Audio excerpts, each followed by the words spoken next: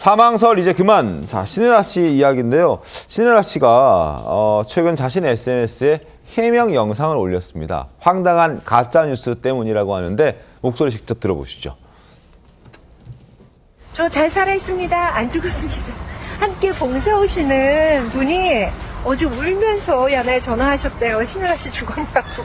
아, 안 죽었어요. 왜 그런 말도 안 되는 그런 뉴스를 올리시나요? 왜 그러세요 도대체.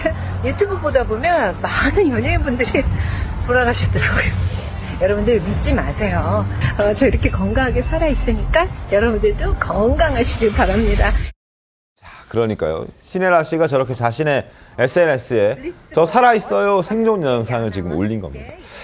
정은희 의원님, 사망설이 그래도 뭐 왜 저런 뉴스가 등장하는 겁니까? 네, 아무래도 유튜브 같은 경우는 그 동영상 플랫폼으로 조회수가 높으면 높을수록 어떻게 보면 바로 금전적으로 영향을 미치기 때문에 이런 부분을 노리고 한 것이 아닌가라는 생각이 드는 건데요.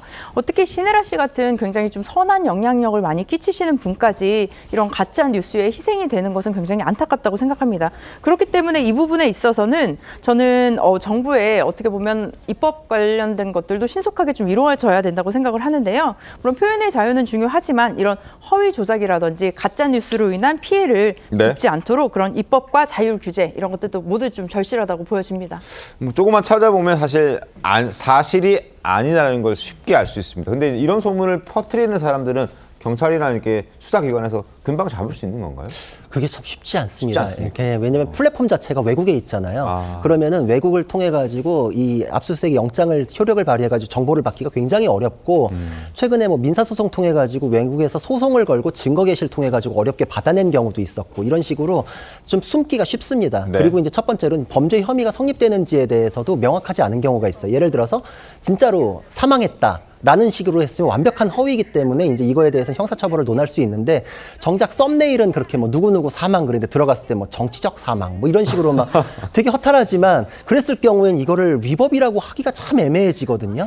근데 보면은 사람들이 썸네일만 보고 내용 안 보고서 이렇게 그냥 누구 어쨌대 뭐 이런 경우들도 많기 때문에 가짜 뉴스가 굉장히 삽시간에 퍼지는 그런 악영향이 있는 것입니다. 근데 이게 사실 신혜라 씨뿐만이 아니에요. 장은지 변호사님. 뭐 얼마 전에 고현정 씨도 이런 논란에 휩싸였었죠. 맞습니다. 유명인들에 대해서 이런 사망설이 잊을만 하면 한 번씩 올라오는데요. 고현정 씨 같은 경우에도 지난 5월에 본인의 유튜브 채널이 있는데 거기서 브이로그 영상을 올리면서 사실 6개월 만에 복귀를 해서 본인의 근황을 알리는 그런 영상이었거든요. 그런데 거기서 제작진들이 얘기를 해준 거예요. 유튜브에 고현정 씨 사망설 돌았는데 알았냐. 그러니까 전혀 이제 몰랐다라고 하면서 이게 어떻게 사망설이 있을 수 있냐 이렇게 좀 당황해 하는 그런 모습도 나왔었거든요. 네. 또 마찬가지로 또 다른 유명인들에 대해서도 이런 사망설이 잊을만 하면 올라오는데 이런 부분 좀 근절돼야겠습니다. 네.